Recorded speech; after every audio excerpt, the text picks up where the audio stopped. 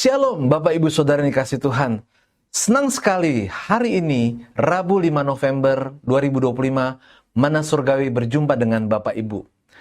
Hari ini kita masih dalam pembahasan seminggu bersama Imam Zadok pada hari yang kelima dengan judul Pecah Kongsi. Firman Tuhan kami ambil dari 1 Raja-Raja 1 ayat 7-8. Maka berundinglah ia dengan Yoab anak Zeruya, dengan Imam Abiatar, dan mereka menjadi pengikut dan pembantu Adonia. Tetapi Imam Zadok dan Benaya bin Yoyada dan Nabi Nathan dan Simei bin Rei dan para pahlawan Daud tidak memihak kepada Adonia. Dalam setiap hubungan selalu ada celah untuk terjadinya perpecahan. Penyebabnya bisa hanya karena sebuah tindakan dan perkataan.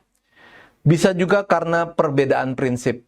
Demikian juga yang terjadi dalam hubungan antara Zadok dan Abiatar.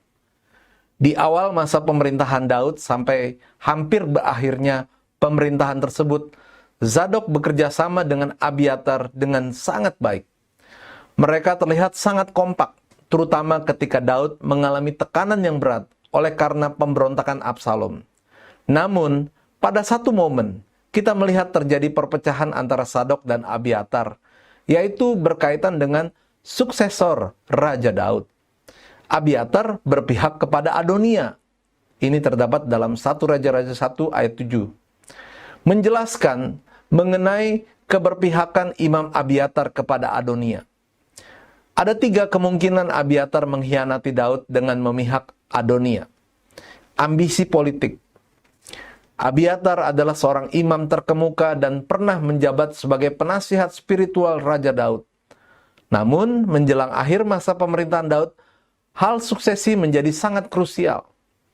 Adonia sebagai putra tertua Daud yang masih hidup dianggap berhak atas tahta.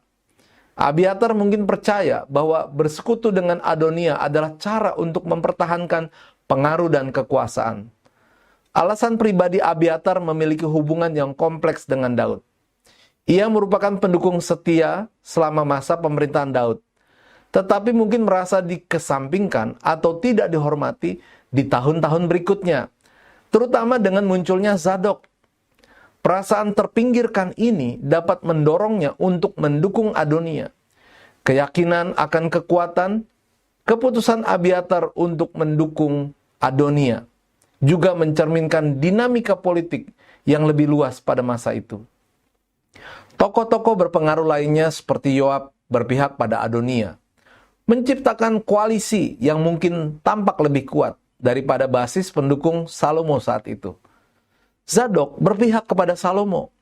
Persaingan dengan Abiatar sangat mungkin yang mendorong Zadok untuk berpihak pada Salomo. Namun lebih daripada itu, Zadok menyadari bahwa Tuhan melalui Daud telah menetapkan Salomo untuk menggantikan dirinya jauh hari sebelumnya. Dikatakan, lalu Raja bersumpah dan berkata, "Demi Tuhan yang hidup yang telah membebaskan nyawaku dari segala kesesakan, pada hari ini aku akan melaksanakan apa yang telah kujanjikan kepadamu. Demi Tuhan Allah Israel, dengan sumpah ini, anakmu Salomo akan menjadi raja sesudah aku, dan dialah yang akan duduk di atas tahtaku, menggantikan aku." 1 Raja-Raja 1 ayat 29-30. Jadi keberpihakan Zadok adalah keberpihakan yang benar. Betapa tidak mudah untuk mempertahankan hubungan kerjasama dengan orang lain. Zadok dan Abiatar pun akhirnya pecah kongsi. Hal ini mengingatkan kita untuk tetap rendah hati, berpedoman pada kebenaran, dan tidak mempunyai motivasi yang salah ketika bekerja sama dengan orang lain. Jika terjadi perselisihan, tetaplah berada pihak yang benar. Kata-kata bijak, tidak adanya kerendahan hati dan motivasi yang benar akan merusak hubungan kerjasama dengan orang lain. Bapak Ibu, mari kita akan berdoa bersama-sama. Tuhan, mampukan aku untuk tetap rendah hati dan hidup dalam kebenaran, sehingga ketika ada masalah, aku tetap berada di pihak yang benar. Dalam nama Tuhan Yesus kami berdoa dan mengucap syukur. Amin. Puji Tuhan, selamat beraktivitas untuk Bapak Ibu semuanya. Tuhan Yesus memberkati.